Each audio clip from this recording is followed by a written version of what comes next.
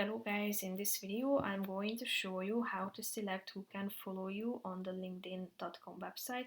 But first I just want to mention, don't forget to subscribe to my channel because at 10,000 subscribers I am going to show you my whole YouTube revenue statistics and growth strategy, how to make money online. Now let's jump into it.